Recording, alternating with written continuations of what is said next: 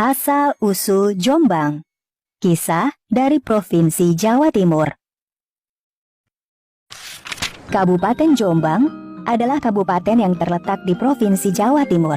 Jombang dikenal dengan sebutan kota santri karena banyaknya pondok pesantren yang berdiri di kabupaten ini. Kabupaten Jombang pada mulanya merupakan gerbang Kerajaan Majapahit.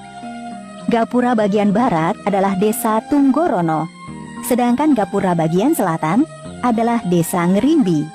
Pada logo Kabupaten Jombang, selain terdapat gerbang, juga didasari warna merah dan hijau. Disebut-sebut, dua warna inilah yang menjadi asal-muasal nama Jombang. Konon, nama Jombang tidak lepas dari sosok Kebo Kicak dan Surontanu.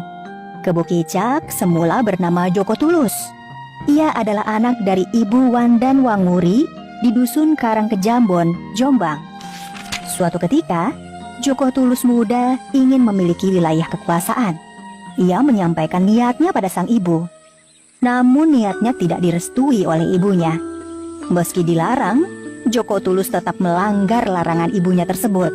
Setelah melanggar perintah ibunya, Joko Tulus semakin menjadi-jadi. Tingkah lakunya semakin tidak terkontrol dan tanpa aturan. Cara jalan Joko Tulus juga terpincang-pincang. Karena sikapnya itu, ia pun dijuluki Kebo Kicak.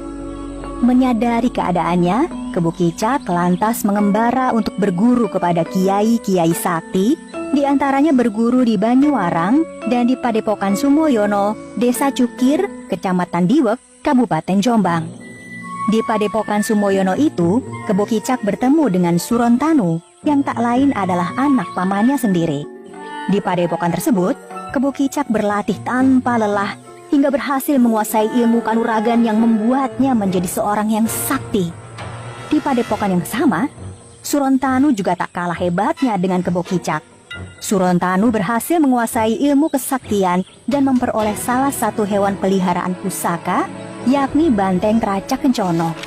Setelah lama berguru di padepokan Sumoyono, Kebo Kicak yang sejak kecil tidak tahu di mana sang ayah, akhirnya berupaya untuk mencari keberadaan ayahnya.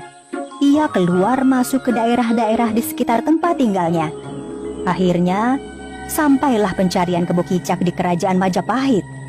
Kebo Kicak dengan kesaktiannya memasuki Kerajaan Majapahit demi mencari tahu keberadaan ayahnya yang bernama Patih Pangulang Jagat. Setelah melalui berbagai rintangan, akhirnya Kebo Kicak diperbolehkan menghadap pada Patih Pangulang Jagat. Ampun Paduka, ada seorang pemuda yang mengaku sebagai anak Paduka. Bawa masuk kemari. Jika dia benar anakku, maka tunjukkan buktinya.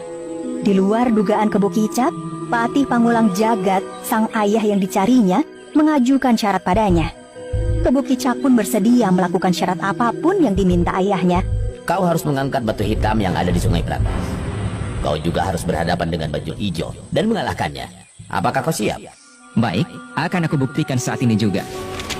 Tidak menunggu lama, Kebo Kicak segera menemui Bajul Ijo. Dengan kesaktian yang dimilikinya, bukan hal sulit baginya untuk bisa mengalahkan Bajul Ijo. Hanya dengan beberapa kali jurus, Kebo Kicak pun berhasil mengalahkan Bajul Ijo.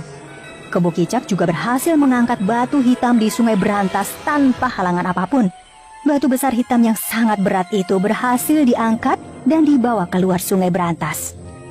Melihat Kebo Kicak berhasil memenuhi syarat yang diminta, Patih Pangulang Jagat pun merestui dan mengakui Kebo Kicak sebagai anaknya. Ia juga menyerahkan wilayah barat sebagai kekuasaan Kebo Kicak. Suatu ketika, di tempat tinggal Kebo Kicak terjadi wabah penyakit. Konon, wabah akan berhenti jika ada yang berhasil mengalahkan banteng pusaka milik Surontanu. Mendengar hal itu, Kebo Kicak berusaha membunuh banteng pusaka milik Surontanu.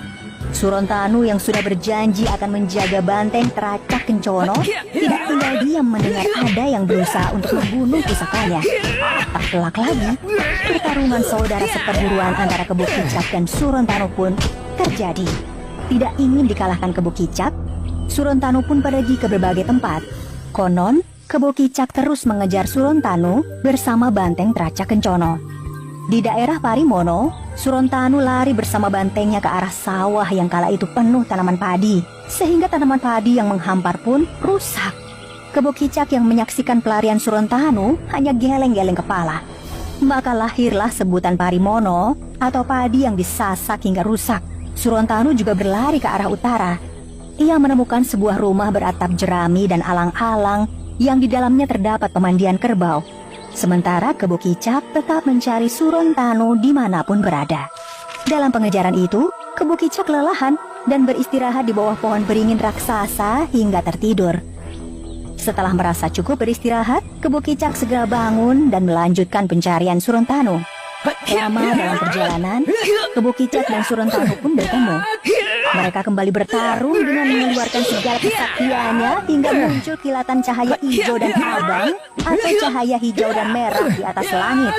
Dalam perang tanding itu, Surontanu akhirnya terpukul mundur dan lari ke arah timur.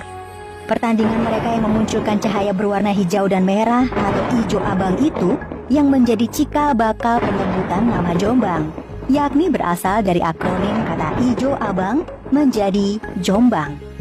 Warna hijau dan merah juga ada dalam logo Kabupaten Jombang. Hijau bermakna kesuburan, ketenangan, dan kebaktian kepada Tuhan Yang Maha Esa. Sedangkan warna merah berarti keberanian, dinamis, dan kritis. Dari beberapa titik lokasi pertarungan Kebo Kicak dan Surontanu juga menjadi asal-usul sejumlah daerah di Kabupaten Jombang, seperti nama daerah Parimono. Hingga kini, nama Jombang selalu dikaitkan dengan Kebo Kicak dan Surontanu. Nama Kebo Kicak dan Surontanu pun senantiasa diingat oleh masyarakat Jombang dengan berbagai versi ceritanya.